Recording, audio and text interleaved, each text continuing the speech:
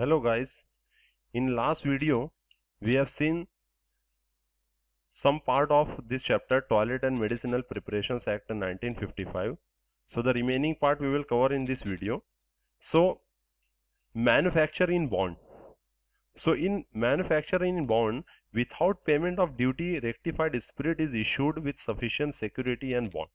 So in manufacturing in bond, we are not paying the duty on the purchasing of raw material, right जो raw material हम use करते हैं spirit वगैरह, तो जो rectified spirit हम परचेस कर रहे हैं तो उस पर हम पहले टैक्स नहीं भरते in manufacturing in bond. This is the main difference. Then bonded laboratory. So ideal requirements क्या है इसके लिए? सो स्पिरिट स्टोर रूम होना चाहिए. Then there should be a room for manufacturing of medicinal preparations, and you also need to have a room for storage of finished preparations, and we also need to have a room for manufacturing and storage of toilet preparations and accommodations for excise officer with furniture. Yeah, we also need to provide one separate cabin for the excise officer with well furnished, right? Then this is the requirement. There should be an manufacturing room, see like this, and finished good storage, spirit storage, and excise officer's cabin. So this is the requirement. This should be the layout, right?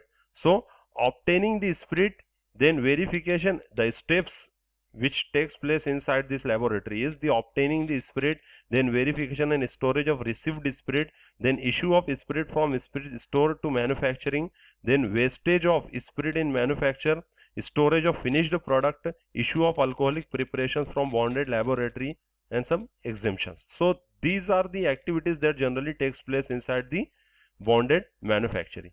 Then moving on, manufacture outside bond means ऐसे plant और ऐसे premises जहां पे जो raw material use होता है उस पे ऑलरेडी हमने टैक्स पे किया हुआ है, तो उसकी क्या रिक्वायरमेंट है?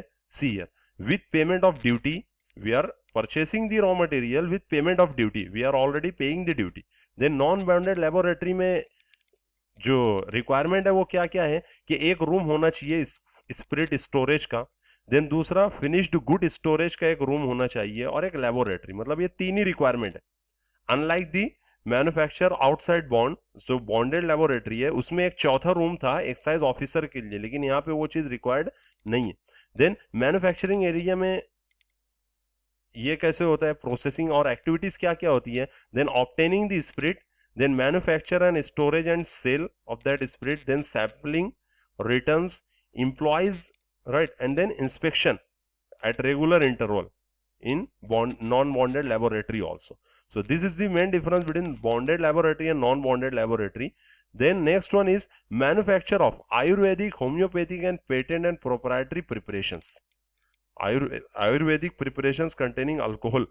ये जो preparations है आयुर्वेदिक हैं, होम्योपैथिक प्रिपरेशंस होते हैं, उसमें जो सेल्फ जनरेटेड अल्कोहल होता है उसके बारे में क्या रूल्स हैं? So we will see that कि आयुर्वेदिक प्रिपरेशंस कंटेनिंग अल्कोहल, तो एक तो ये है, two types are there, prepared by distillation और अल्कोहल इज एडेड.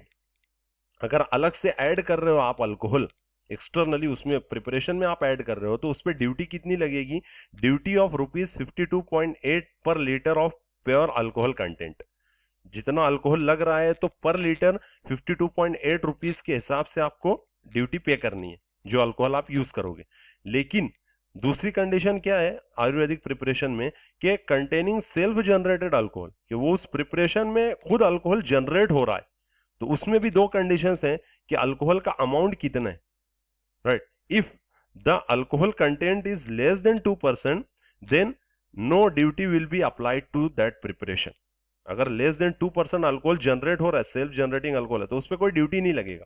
लेकिन अगर अल्कोहल कंटेंट मोर देन 2% है तो उस पर भी दो कंडीशंस हैं.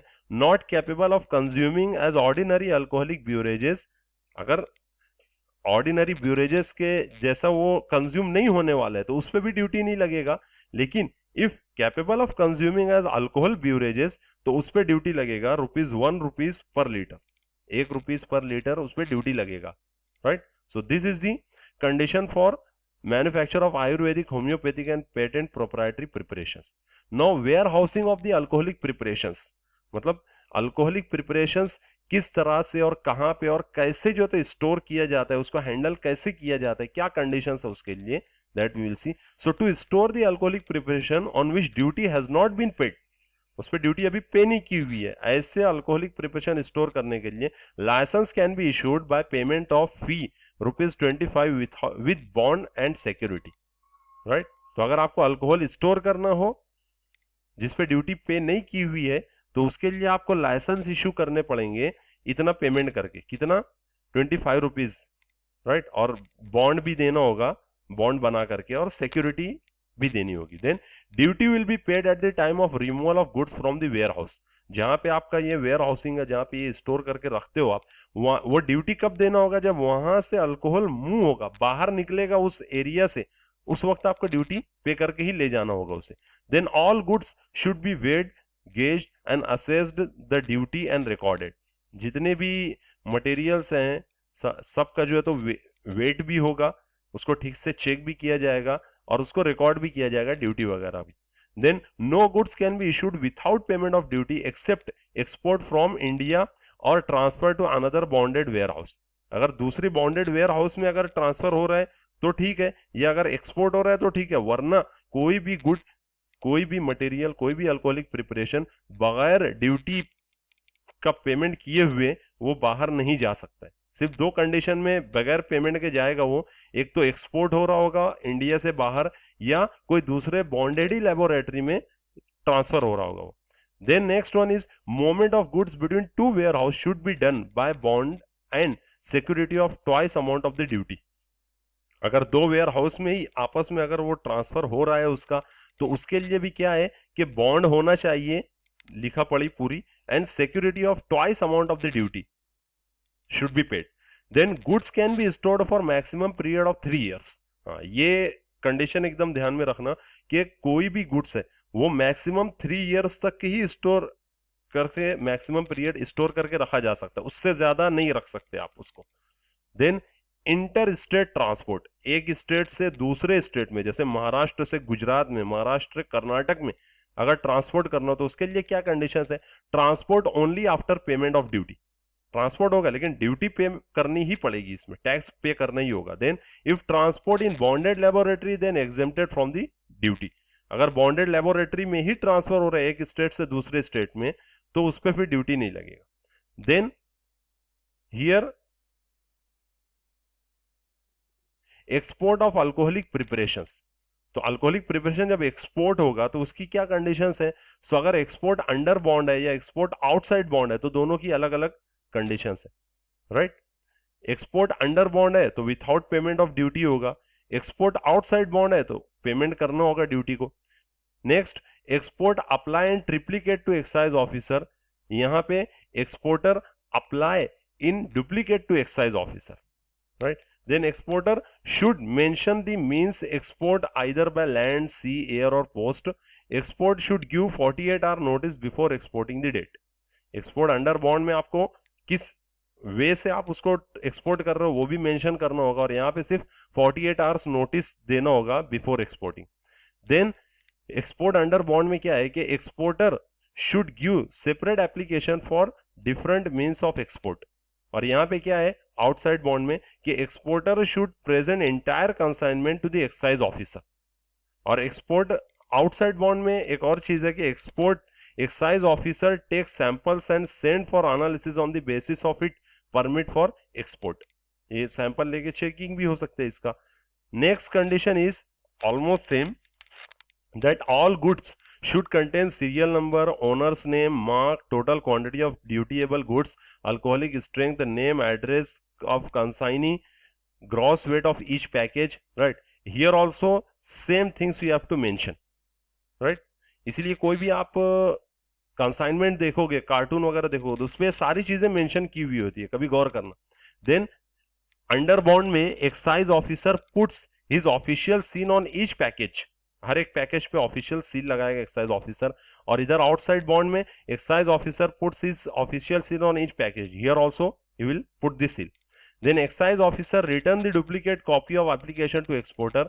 Here also excise officer return the duplicate copy of the application to the exporter. So these are some difference regarding export in under bond or outside the bond. Then last part of this chapter is offenses and penalties, right? Under this act, what are the offenses that can happen and what penalty will be liable if someone do that offense.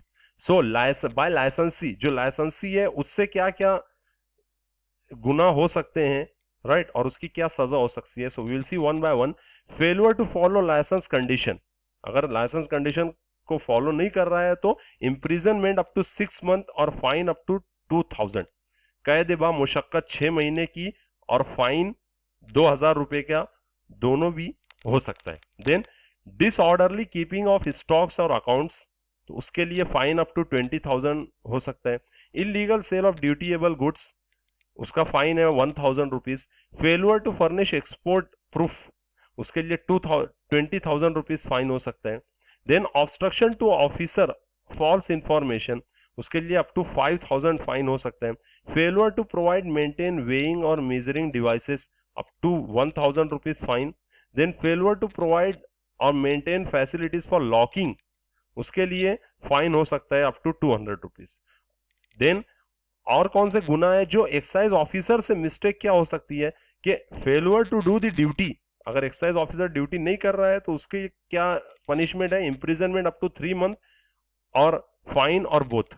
Then vexatious searches और seizures, तो fine up to 20,000 होगा. Disclosure of information, अगर disclose कर रहे हैं publicly या कहीं जगह पे तो उसके लिए 1000 रुपीज का फाइन हो सकता है. देन बाय पब्लिक से क्या मिस्टेक हो सकती है, उसके लिए क्या पेनल्टीज होगी. So malicious information, so imprisonment up to 2 years और फाइन अप टू 20,000 और 2000 और बोथ. देन